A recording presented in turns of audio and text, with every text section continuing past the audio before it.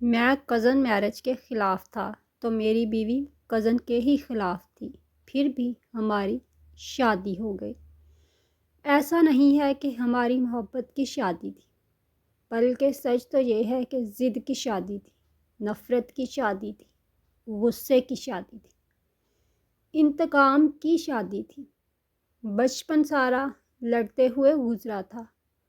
اسے میں پسند نہیں تھا اور مجھے وہ کبھی ایک آنکھ نہیں بھائی تھی، مگر گھر والوں نے ہمارے گٹھ جوڑ کا فیصلہ کر لیا تو پھر نہ میرے گھر چھوڑنے کی دھمکی کام آئی اور نہ ہی اس کے زہر کھانے کے ڈرامے نے کوئی کام کیا۔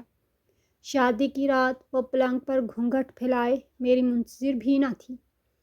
جب میں کمرے میں داخل ہوا تو دل ہی دل میں اس کی گردن مروڑنے اور اسے قتل کر ڈالنے کے کئی ارادے بنا کر رد کر چکا تھا، اور وہ جائے نماز پہ بیٹھی ہچکیاں لے رہی تھی، شاید رو رہی تھی۔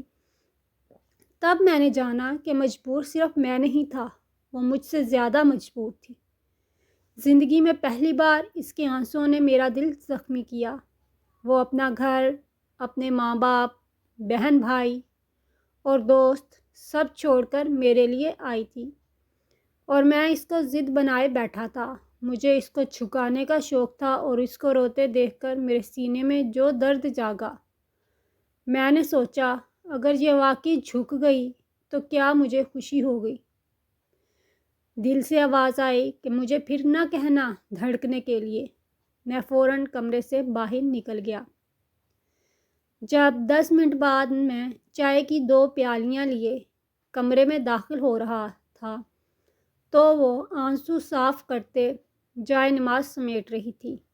میں نے اس کے ہاتھ سے جائے نماز لے کر تپائی پر رکھی اور چائے کی پیالی اس کے ہاتھ میں تھما دی۔ اس کے چہرے کی حیرت مجھے لطف دینے لگی تھی۔ میں نے مسکرا کر پوچھا، کیا چائے کی پیالی اتنی طاقتور ہے کہ بچپن کے دشمن دوست بن جائیں؟ وہ ایک دم کھلکھلا کر ہنسی اور مجھے جواب مل گیا، ہاں بالکل، چائے کی پیالی میں اتنی طاقت ہے کہ سالوں پرانی دشمنی دوستی میں بدل سکتی ہے۔